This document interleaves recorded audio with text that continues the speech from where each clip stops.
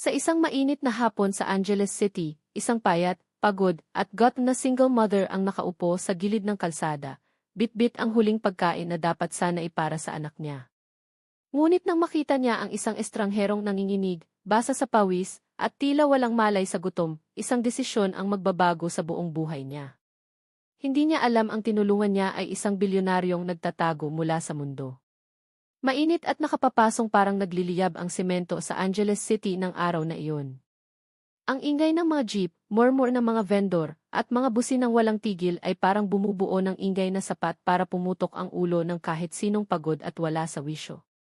Sa gitna ng kaguluhang iyon ay si Lani, 25 anyos, payat pero matatag, yakap-yakap ang maliit na supot ng pagkain, isang sachet ng pansit at 2 pirasong pandesal. Huling pagkain nila ng anak niyang si Mika. Nakaupo siya sa gilid ng isang lumang gusali, sa lilim ng karatulang halos matanggal na ang pintura. Pawis-pawis, nanginginig, at hawak-hawak ang lumang boho bag na halos masira na sa tagal ng gamit. Wala na siyang pera. Wala na rin siyang mauwian. Mula nang mamatay ang asawa niya dahil sa aksidente, wala siyang nagawa kundi kumapit sa mumunting pag-asang kahit papaano, may darating na kabutihan sa buhay nila. Ma, gutom na po ako, mahina at namamalat na boses ni Mika. 5 taong gulang, mapayat, at marungis dahil ilang araw nang walang maayos na paliguan. Napapikit si Lani. Parang may kumikirot na kutsilyo sa dibdib niya sa tuwing naririnig niya ang salitang gutom mula sa anak.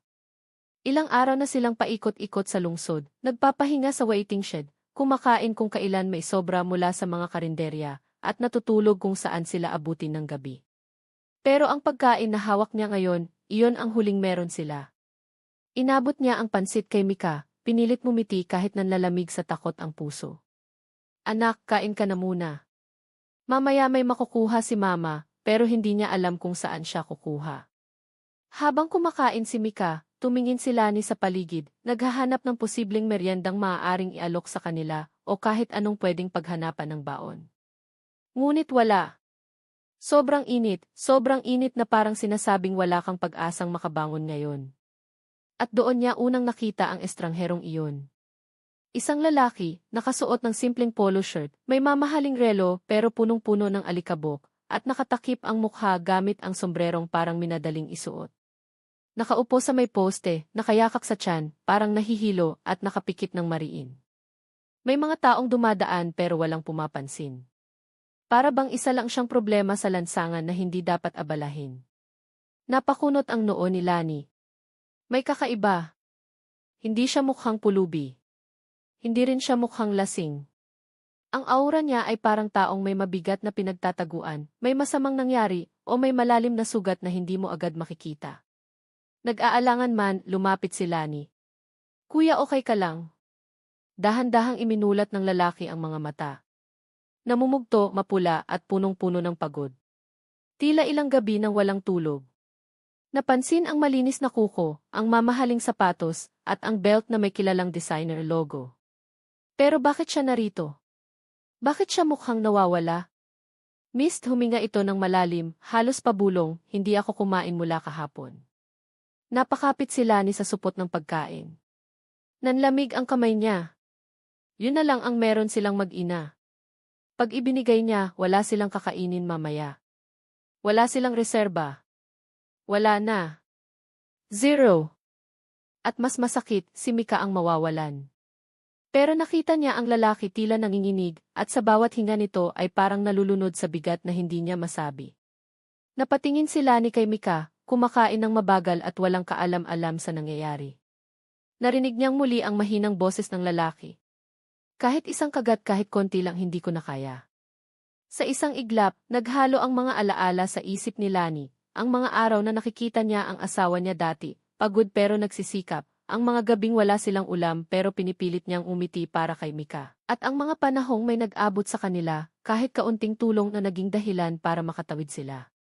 Napapitlag siya, hinugot ang lakas ng loob at marahan niyang ibinaba ang supot. Kuya, ito na lang. Pasensya ka na, simple lang. Nanginig ang kamay niya nang iabot ang pandesal at kalahating pansit, iyon mismo ang huling pagkain nila.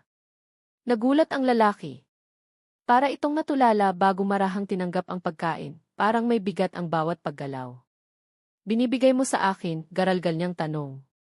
Tumango si Lani, pero hindi ipinapakita ang sakit na gumuguhit sa sikmura niya. Kailangan mo. Ayos lang ako. Ayos lang ba siya? Hindi. Pero mas kailangan ng estranghero. Siguro mas gutom. Siguro mas mahina. Siguro mas malungkot. Ang hindi niya alam ay halos mabitiwan ng lalaki ang pagkain sa pagkabigla. Dahan-dahan itong tumingin sa kanya, para bang may natuklasang kayamanang hindi kayang sukatin ng pera. Hindi mo alam kung ano ang ginawa mo, mahina nitong sabi, parang may tinatagong lihim. Napakunot si Lani. Ha? Ano pong ibig ni? Pero bago pa niya matapos, biglang dumating ang tatlong tumatakbong lalaki mula sa kabilang kanto. Nakasuot ng itim, mataas ang tindig, at halatang naghahanap ng isang tao. Ang porma nila ay parang bodyguards na may hinahanap na isihi na nawawala. Sir Alain? Sir Alain? Where have you been? Napapitlag si Lani. Sir? Alain? Ang estranghero. Lumapit ang tatlong lalaki, hingal na hingal pero magagalang. Sir, the board is in panic. Your sister is crying. Everyone is looking for you. Please, we need to go. Halos mabingi ang paligid sa tibok ng puso ni Lani. Sir. Board. Bodyguards. Sino ang tinulungan niya? Sino ang binigyan niya ng huling pagkain nila?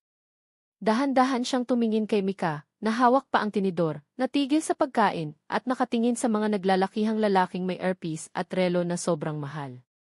Isang malamig na hangin ang dumampi sa batok ni Lani. At doon, sa pagitan ng ingay ng Angeles City at kumakalam na sikmura niya, narinig niya ang lalaking halos pabulong pero malinaw. Miss, I owe you my life. And I will not forget what you did. Hindi niya alam na ang simpleng babae sa lansangan na nagbigay ng huling pagkain niya ay ang magiging dahilan para magbago ang buhay ni Alain Montemayor, isang bilyonaryong CEO na tumatakbo mula sa maling mundo, maling tao, at maling buhay. At magsisimula na ang kwento nilang magdudugtong sa takdang araw sa paraang hindi nila inaasahan. Hindi pa rin makagalaw si Lani. Pakiramdam niya inanigas ang buong katawan niya, parang tinamaan ng malamig na hangin mula sa loob ng freezer. Nakatayo lang siya roon, hawak pa rin ang strap ng lumanyang bag, habang ang tatlong lalaking nakaitim ay inaagapan ang estrangherong sandali lamang niyang tinulungan. Lalong sumiksik sa puso niya ang kaba nang marinig niya ng malinaw ang pangalan. Sir Alain, sir, your blood pressure might drop again. You didn't eat. We need to bring you back. Lumingon si Alain pabalik kay Lani at kay Mika. Ang tingin nito'y malambot, ay halong pasasalamat, pero may kung anong lalim na hindi niya maipaliwanag. Hindi ito tingin ng mayabang na mayaman. Hindi rin ito tingin ng isang taong sanay utusan ang mga bodyguard. Ito'y tingin ng isang taong nasagip at nagulat kung bakit may isang estrangherong nagmalasakit sa kanya. Sandali, sabi niya sa mga kasama, medyo nanghihina ang boses pero matatag. Humarap ulit si Alain kay Lani at tila may binitbit siyang mabigat na pasya sa puso. Miss, anong pangalan mo? Parang nalaglag ang kaluluwa ni Lani. Hindi siya sanay kausap ang mga taong ganito ang itsura. Hindi siya sanay tanungin ng direkta, lalo na ng isang mukhang mahal ang sapatos kaysa sa buong suot niya. Lani po, sagot niya, halos pabulong. Nagpapasalamat ako sa iyo, Lani, dahan-dahang sabi ni Alain.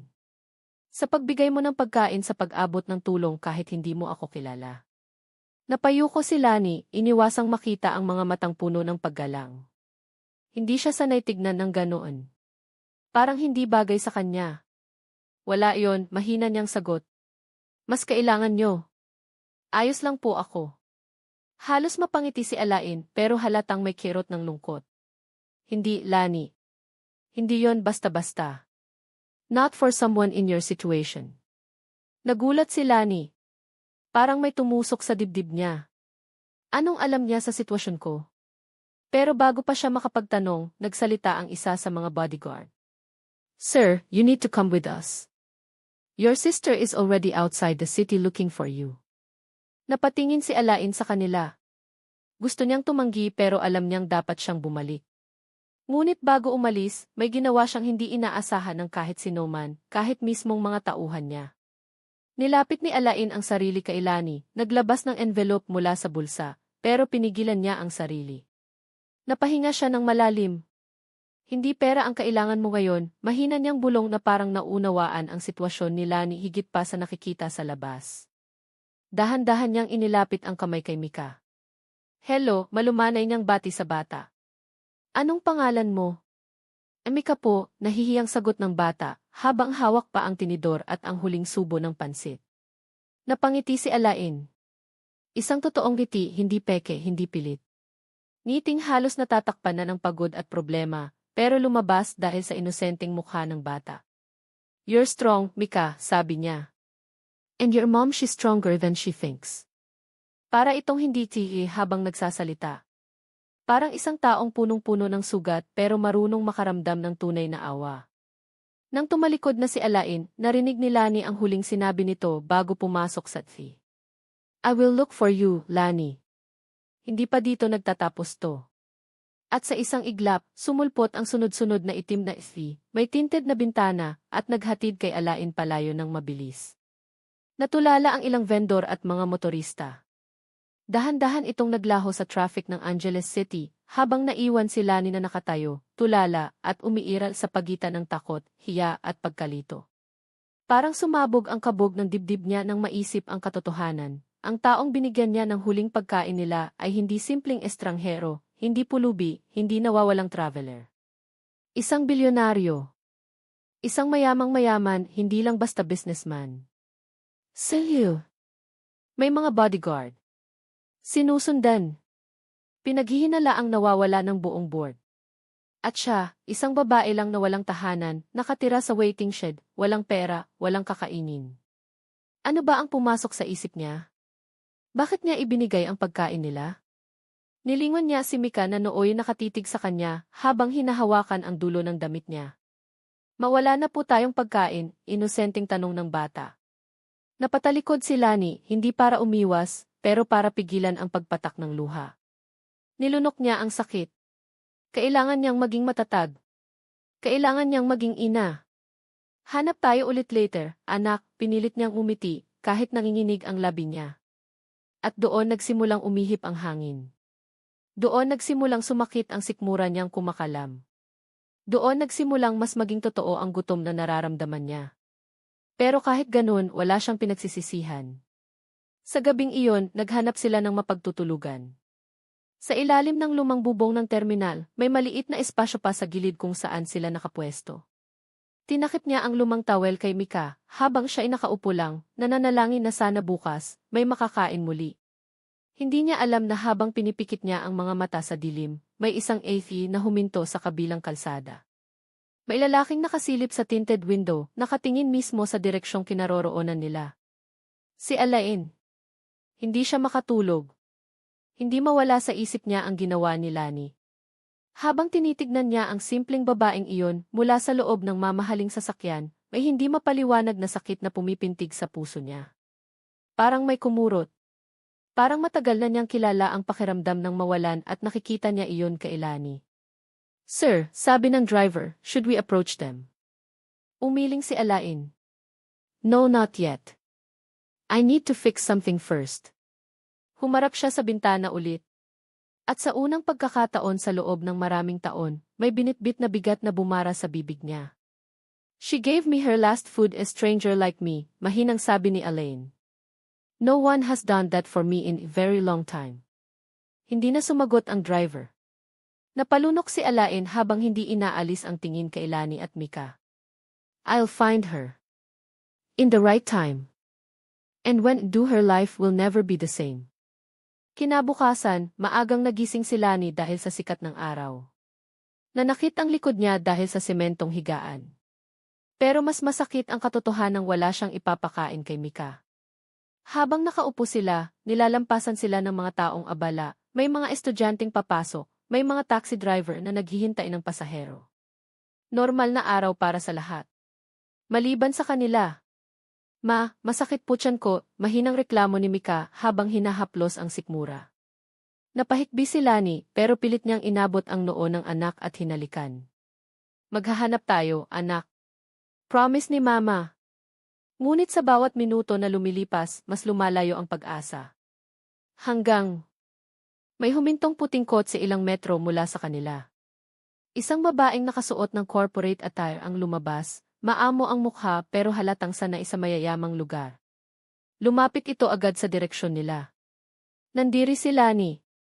Gusto sana niyang itago si Mika, pero napahinto siya nang magsalita ang babae. Excuse me, ikaw ba si Lani? Halos malaglag ang puso niya. Ha? Paano niyo po nalaman ang pangalan ko? Ang babae ay ngumiti. Hindi ngiting mataray. Hindi ngiting mayabang. Ngiting magaan, may kabaitan. I'm Claire Montemayor, sabi niya. Ate ako ni Alain. Parang may kumalabog sa tenga ni Lani. Nagtilian ang mga jeep sa gilid, may batang umiiyak, may vendor na sumisigaw ng balut, pero wala siyang narinig kundi isang pangalan. Alain. At gusto niyang makausap ka ngayon, dagdag pa ni Claire, malumanay ang tono. And please don't be afraid. Thy brother said you saved him. Nanlamig ang buong katawan ni Lani. At doon nagsimula ang pag-ikot ng buhay niya sa direksyong hindi niya kayang hulaan kahit sa panaginip. Nanatili si Lani sa kinatatayuan niya, hawak ang maliit na kamay ni Mika na tila kumakapit sa kanya para huwag siyang bumagsak. Hindi niya alam kung ano ang sasabihin, kung sino ang kakausap, at kung paano ipapaliwanag ang nararamdaman niyang halo-halong kaba, hiya at pagkalito. Parang pinipiga ang dibdib niya habang nakatitig sa babae sa harapan nila, si Claire Montemayor, ang ate ng estrangherong tinulungan niya kahapon. Hindi niya kailanman inakalang may ganitong pagkakataong dadating sa buhay niyang halos sinuko na ng pagod. Walang pera. Walang tahanan. Halos walang direksyon. Pero ngayon, may isang babae na mukhang galing sa malaking kumpanya, may mamahaling relo, ay nag-aalok sa kanyang sumama. Oh, what po, halos bulong ni Lani.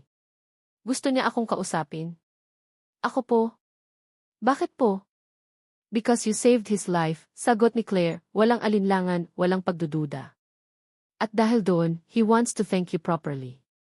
Napayuko si Lani, pinigilan ang luhang gustong kumawala. Saved his life. Para sa kanya, simpleng pagkain lang iyon. Pangalawang hati pa nga ng pagkain ng anak niya. Pero sa boses ni Claire, dama niyang hindi iyon basta salita ng pasasalamat. May bigat. May halaga. Pero natauhan siya agad. Hindi siya dapat basta sasama. Maraming beses na siyang nakaranas ng panloloko, pang-aabuso at panggagamit. Hindi siya pwedeng maging tanga ulit, lalo na't kasama niya si Mika. Teka po, mahina niyang sabi. Ma'am, hindi po ako sigurado.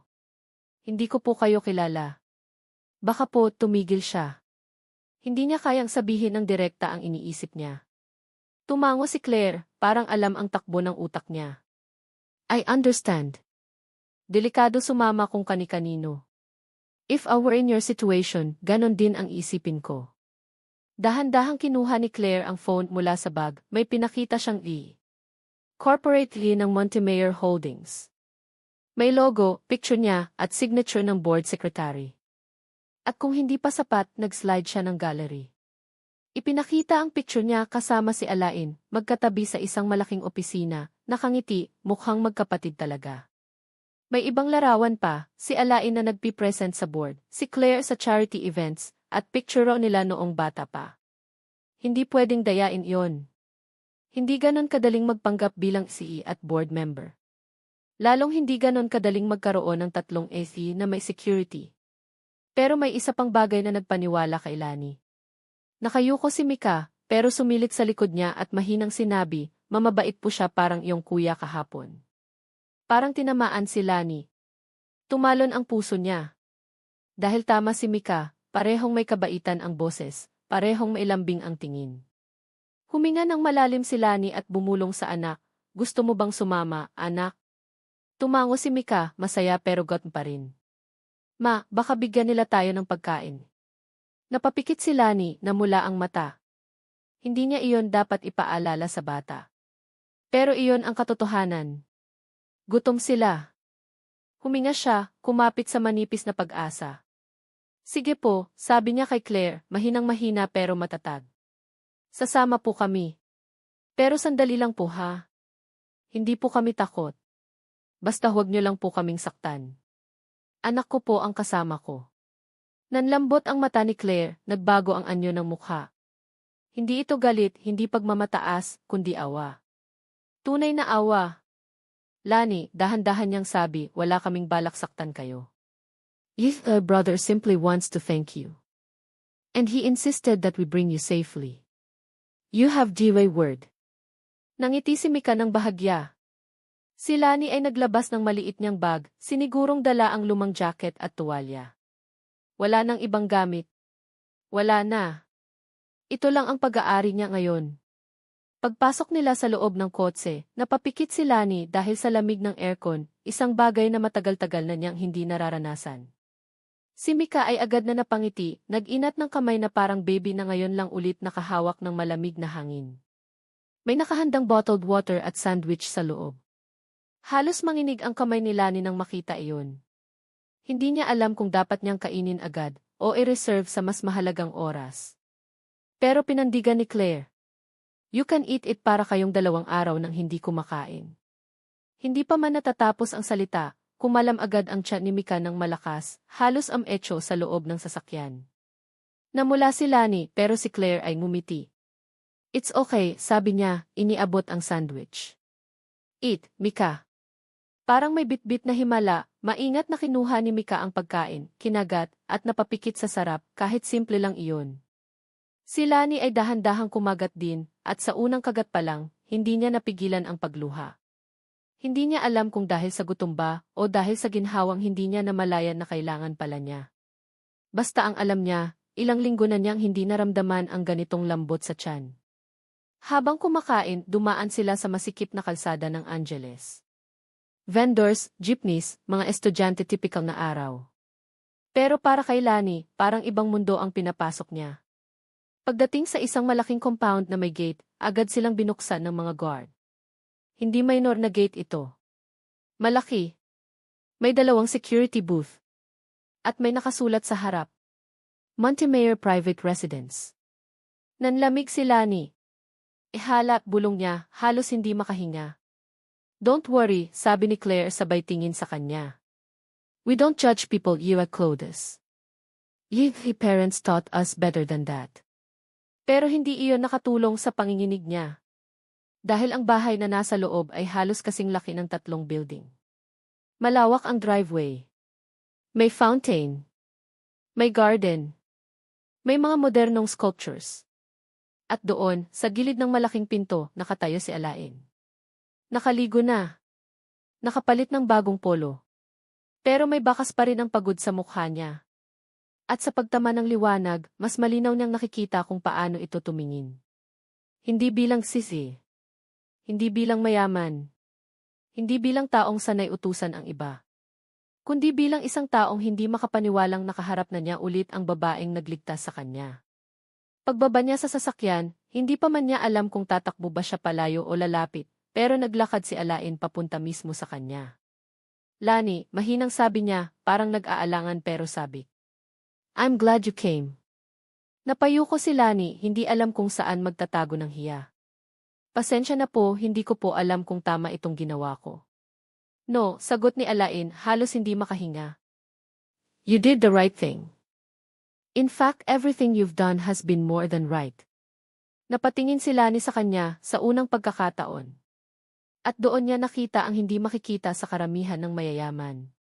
Tunay na pasasalamat. Tunay na hiya. Tunay na tao. Pumasok ka muna, anyaya ni Alain. Both of you. You're safe here. Inalalaya ni Claire si Mika, pinapasok sa loob. Ang loob ng bahay ay kasing ganda ng hotel, marble floor, chandelier, malalaking sofa.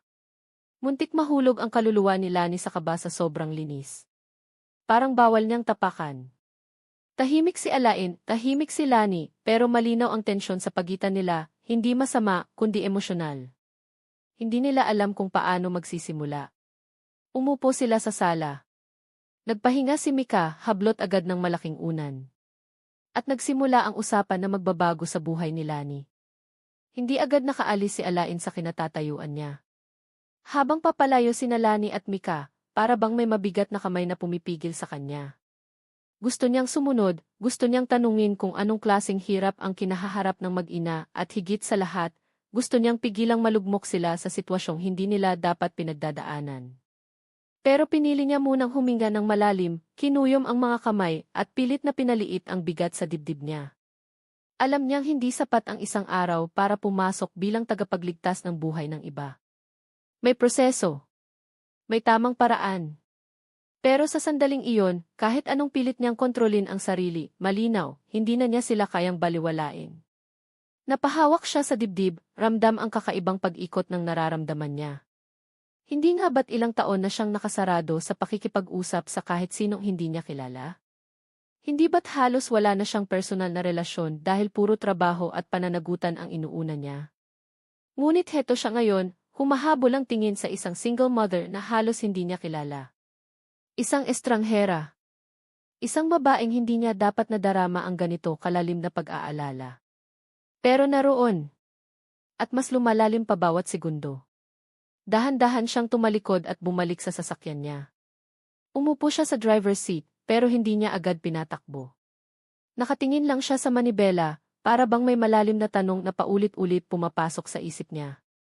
Bakit sila, bulong niya? Bakit ngayon? Bakit ganito kalakas ang hatak nila sa akin? Naalala niya ang bata, si Mika, na may bitbit na panyo na puno ng pananampalataya. Naalala niya ang tinig nitong may kahinaan pero puno ng tapang. Naalala rin niya ang mga mata ni Lani, yung paraan ng pagtingin niya, na puno ng pagod pero hindi sumusuko. Isang tingin na hindi mo basta mabubura. Huminga siya ng malalim, sinandal ang ulo, at sa unang pagkakataon sa loob ng matagal na panahon inamin niya sa sarili na natatakot siya. Natatakot siyang baka, kapag tumalikod siya, may masamang mangyari sa mag-ina. Baka gutom silang matulog. Baka mawalan sila ng tirahan. Baka may mangyaring hindi dapat mangyari sa isang bata na ang tanging mali lang ay ipinanganak sa hirap. Hindi ko kaya, bulong niya habang hawak ang manibela. Hindi ko kayang wala akong gawin. Pinatakbo niya ang sasakyan, hindi pa alam kung ano ang eksaktong plano, pero malinaw sa kanya, kailangan niyang malaman kung ligtas sina Lani at Mika. Habang umaandar ang AC, sinusundan niya ang direksyong tinahak ng mag-ina. Hindi niya sila sinusundan para takutin, kundi para masigurong makakauwi sila ng ligtas sa kung saan man sila umuuwi. Ngunit pagdating niya sa dulo ng kalsadang tinahak ng dalawa, wala na sila. Nawala sila sa paningin niya, para bang sumama sa daloy ng mga ilaw, ingay at pagod ng lungsod. Napahinto siya, bumaba sa sasakyan at tumingin sa mga makikitid na kalsada ng Angeles City. Naramdaman niya ang malamig na hangin na maihalong amoy usok at tuyong alikabo.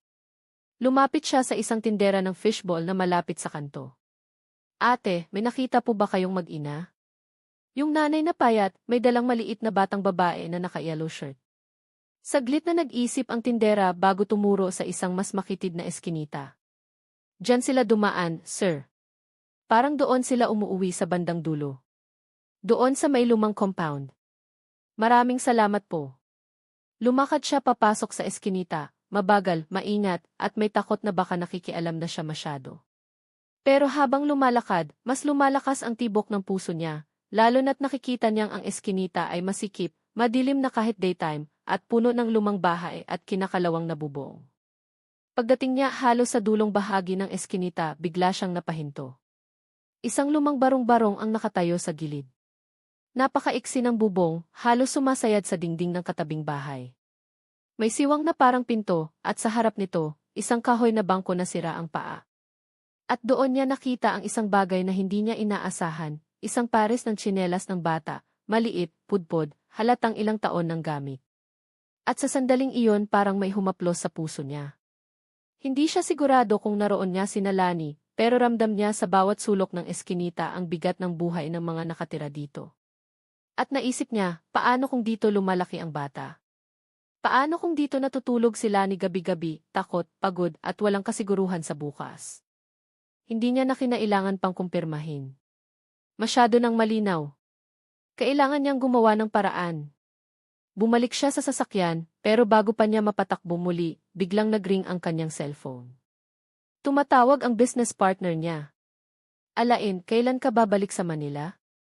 Importante too, the board needs you. Ngunit sa unang pagkakataon sa loob ng maraming taon hindi iyon ang mas mahalaga sa kanya. May aasikasuhin pa ako dito, mahinahong sagot niya. Hindi pa ako babalik.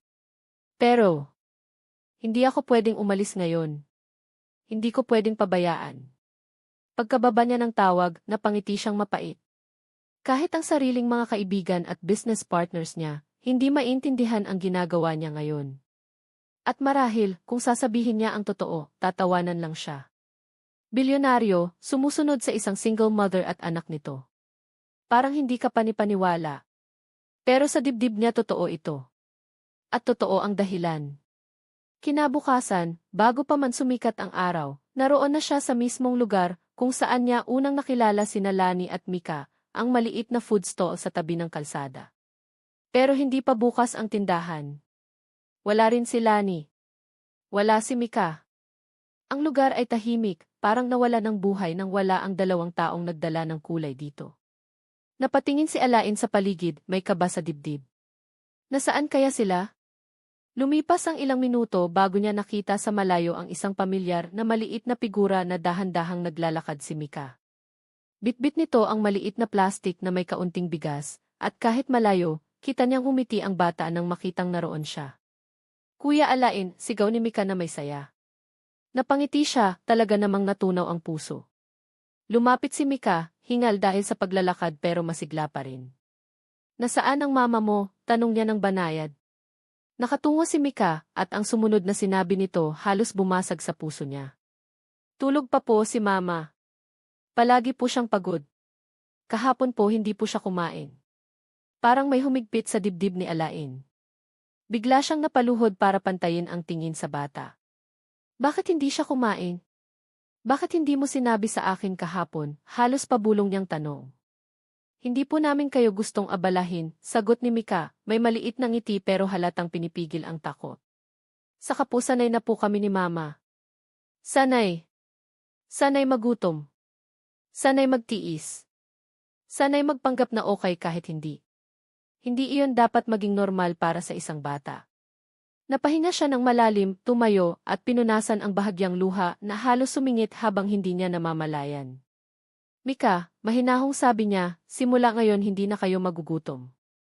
Tumingin ang bata sa kanya, parang hindi makapaniwala, parang takot umasa. Hindi po ba kayo nagsisinungaling, bulong nito? Umiling si Alain at marahan niyang hinawakan ang kamay ng bata. Banayad lang, hindi nakakasakal, hindi nakakatakot. Hindi ako nagsisinungaling. Hindi kita iiwan. At hindi ko hahayaan na magutom kayo uli. Hindi na. Unti-unting lumaki ang ngiti ni Mika, pero may halong pag-aalinlangan pa rin. May takot. May pag-iingat. Lahat iyon ay normal para sa batang ilang beses nang nabigo ng mundo. Habang papalapit sila sa food stall, biglang lumabas si Lani mula sa kabilang direksyon. May dala siyang lumang timba at isang plastik ng pansindi sa stove. Kita agad sa mukha niya ang pagod, yung pagod na kahit tulog ay hindi nawawala. Pagod na may halong lungkot. At pagkakita niya kay Alain parang nanikip ang dibdib niya. Sir Alain, bulong niya, halos nagulat. Ngayon pa lang po kayo. Akala ko po hindi na kayo babalik. Hindi ito sinabi ng may tampo, kundi may halong takot na baka hindi na niya sila muling makita. Umiti si Alain, pero may lungkot sa ngiti niya. Hindi ako basta mawawala, Lani. At doon, sandali silang nagkatitigan. Tahimik. Malalim. Parang may sinasabi ang mga mata nilang hindi nila masabi sa salita. Si Lani ang unang umiwas ng tingin. Pasensya na po kung kanina hindi ko po kayo nabati ng maayos. Pasensya na po kung nakakaistorbo kami. Lani, putol ni Alain, wala kang kailangang ihingi ng tawad. Hindi niya inalis ang tingin kay Lani. Hindi para takutin, kundi para ipakitang seryoso siya. Ako ang dapat humingi ng tawad. Dahil pinayagan kong umuwi kayong pagod, gutom at walang kasiguruhan. Hindi ko na dapat hayaan yon. Nanlaki ang mata ni Lani, halatang hindi alam kung anong isasagot. Halos mabitawan niya ang timba sa kaba. Alain, bakit niyo po ginagawa to? At sa unang pagkakataon, hindi agad nakasagot si Alain. Paano niya sasabihin na sa maikling panahon ay nabago na siya ng mga ngiti at luha ng mag-ina? Paano niya ipapaliwanag na ilang taon na siyang nababalot ng lamig, pero sila ang kauna-unahang nagpasindi ng liwanag sa buhay niyang matagal ng madilim? Paano niya sasabihin na hindi niya maintindihan pero gusto niyang protektahan sila? Hindi ito tamang oras. Pero darating iyon. Sa ngayon, isang banayad na sagot muna ang kaya niyang ibigay. Kasi ayokong mapahamak kayo. At ayokong mahirapan pa kayo ng ganito. Tahimik si Lani. Tumango lang siya, marahan, pero halatang nalilito at naaantig. Hindi siya sanay sa ganitong kabutihan. Hindi siya sanay na may nag-aalala sa kanya. Kaya ang tanging nasabi niya lang, halos pabulong. Salamat po. Alain. At sa sandaling iyon, may kakaibang lumambot sa puso ng lalaki. At alam niyang hindi na niya hahayaang mawala pa sila sa buhay niya. Hindi pa alam ni Lani. Hindi pa alam ni Mika. Pero ang araw na ito, ang simpleng araw na ito sa Angeles City, ay magiging simula ng pagbabago na hindi nila inaasahan. At si Alain. Handa nang ipaglaban iyon. Kinabukasan, bago pa man sumikat ng tuluyan ang araw, naroon na agad si Alain sa harap ng maliit na food stall ni Lani. Sa likod niya, nakapark ng maayos ang itim na SUV, pero ngayon ay hindi na iyon tungkol sa yaman o kapangyarihan, kundi tungkol sa pangako na gusto niyang tuparin. Tahimik siyang naghihintay, nakatayo lang sa gilid, hawak ang mainit na kape na kanina pa lumalamig. Hindi siya mapakali. May mabigat na desisyong kailangang gawin. May katotohanang ilang araw na niyang gustong ibunyag. Pagdating ng alas 6, sumilip mula sa eskinita si Mika. Nakayakap pa ang bata sa maliit niyang bag, pero pagtingin ito sa gawin ni Alain, agad na kumislap ang mga mata. Tumakbo ito papalapit at agad na yumakap sa binti niya nang hindi nagdadalawang isip. Kuya Alain, sigaw ni Mika, puno ng saya na kay dali niyang mahalin. Napangiti si Alain, hinaplos ang buhok ng bata. Good morning, Mika. Hinintay niyo po kami, tanong nito habang nakatingala. Hindi, sagot niya nang nakangiti, hinihintay ko kayo. Sa likod ni Mika, lumalabas si Lani mula sa makitid na eskinita, may dala pang timba at ilang gulay. Pagkakita niya kay Alain, napatigil siya. Napatingin siya sandali sa FE, bago ibinalik ang mata sa lalaki. Para bang may nais siyang itanong, pero pinigilan niya. Alain ang aga mo, sabi niya, mahina ang boses, may halong pag-aalala at pagkahiya. Gusto ko lang masigurong maayos ang araw niyo, sagot niya, malumanay. At may gusto rin sana akong pag-usapan kung okay lang. Nakatingin lang si Lani sa kanya ng matagal. Hindi takot, hindi rin galit, kundi isang tinging naghahanap ng kasiguruhan. At doon, sa mismong sandaling iyon, parang mas lalo pang lumalalim ang bigat sa dibdib ni Alain. Gusto niya nang matapos ang pag-aalinlangan sa mga mata ni Lani. Gusto niyang sabihin ang lahat. Pero bago pa man niya masimulan, biglang dumating ang isang bagay na hindi nila inaasahan. Isang puting kotse ang huminto sa gilid, at mula rito ay bumaba ang isang matandang lalaking nakaputing polo. Ang mukha nito ay seryoso, halos malamig, pero halatang may itinatagong emosyon. Pagkakita ni Alain sa kanya, nanlaki ang mata niya. Papa, halos bulong niyang tanong. Nagulat si Lani, lalo na si Mika. Kumapit ang bata sa kamay ng ina, hindi alam kung ano ang nangyayari.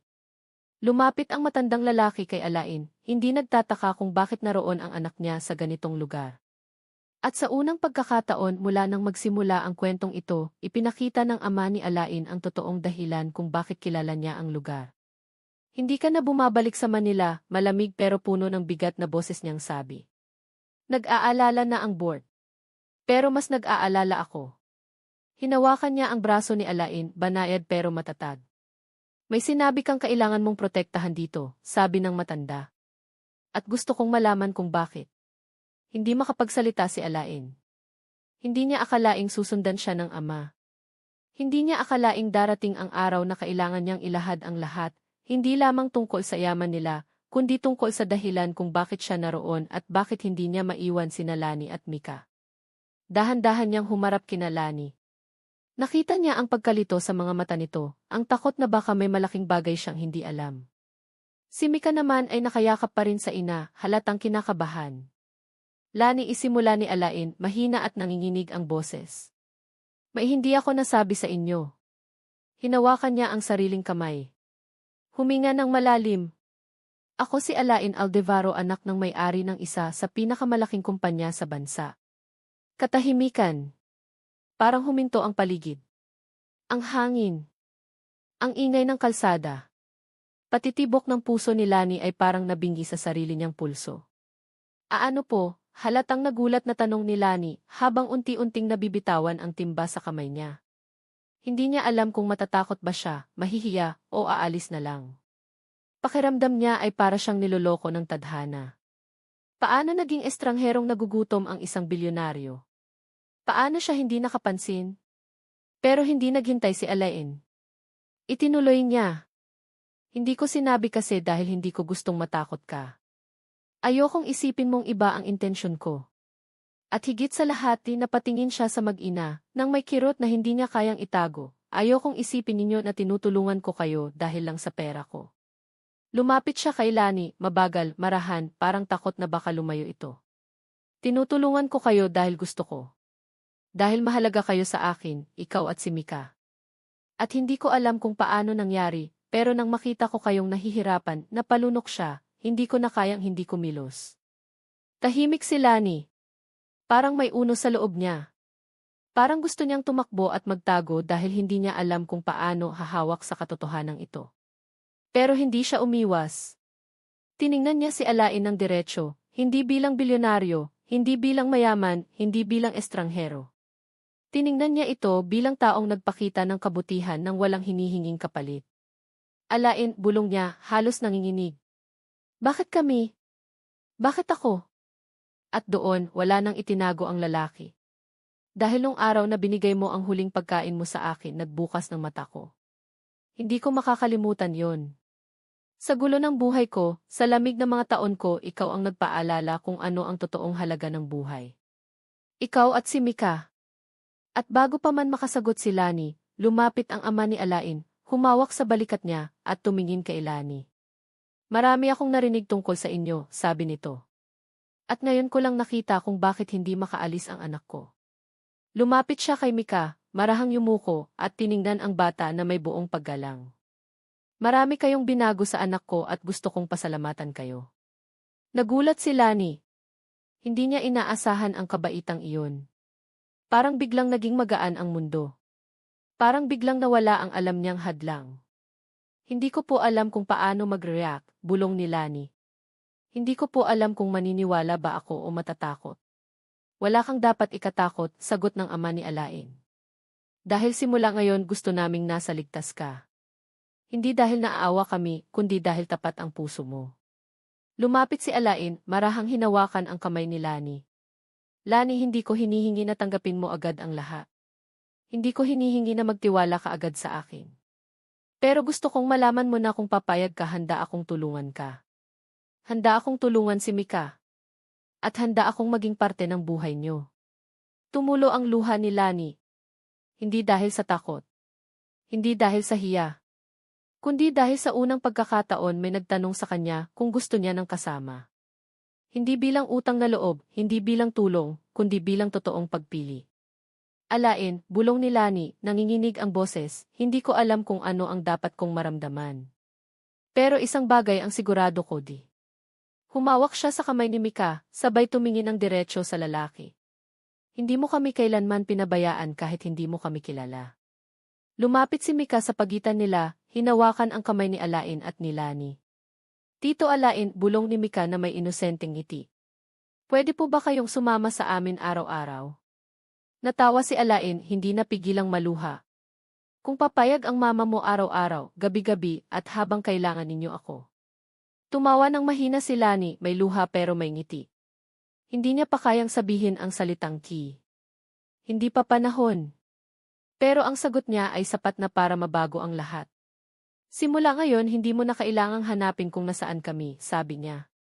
Dahil hindi na kami lalayo. At doon sa gitna ng simpleng food stall sa Angeles City. Isang single mother, isang bata at isang bilyonaryo. Ay nagsimulang bumuo ng bagong kwento, hindi ng kahirapan, hindi ng awa, kundi ng pag-asa, katapatan at pag-ibig na hindi inaasahan ng kahit sino.